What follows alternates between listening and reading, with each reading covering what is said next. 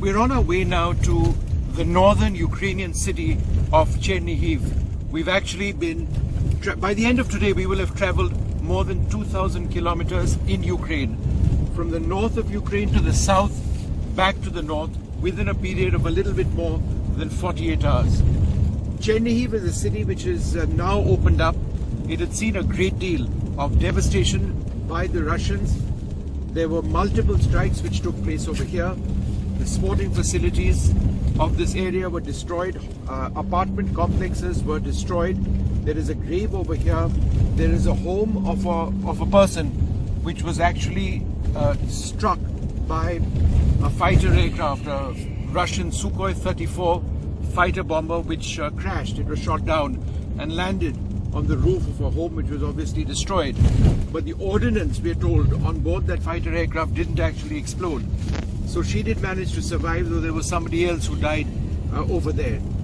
The situation on the ground remains essentially the same over the last 24 hours, which means that the war, or the renewed war, has well and truly begun, with Russia probing the defenses of Ukraine over the last 24 plus hours along an entire stretch, which is south of Kharkiv to the northeast of Ukraine, all the way down south along the coast, and then in the Mykolaiv area where we were a couple of days back.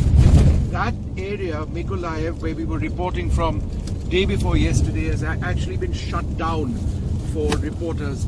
We were possibly the last team which actually made it over there. There's been very heavy artillery shelling which has been taking place on that front. In Chernihiv, we'll be speaking to more people who have seen their lives completely shattered by the impact of this bombing. Efforts by some to actually come back, because there is an effort at some levels to come back. But I think the point that needs to be stressed is that if there is to be a major Russian push anywhere in Ukraine, it's not happened as yet.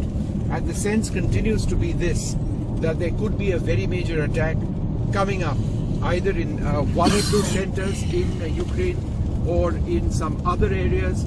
But this remains a cause of huge concern, that the bulk of Russia's attack, in other words, a massive thrust, has not taken place.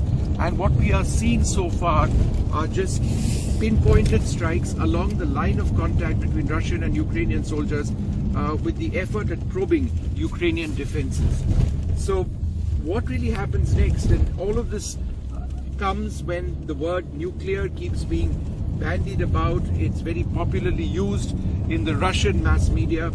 It's almost unthinkable that we would be in a situation where people are actively thinking about the use of nuclear weapons. The Ukrainian defenses remain strong, they remain motivated, and the sense is that this could end up being a long, protracted fight. What the world doesn't know even now is what exactly is Vladimir Putin's endgame over here.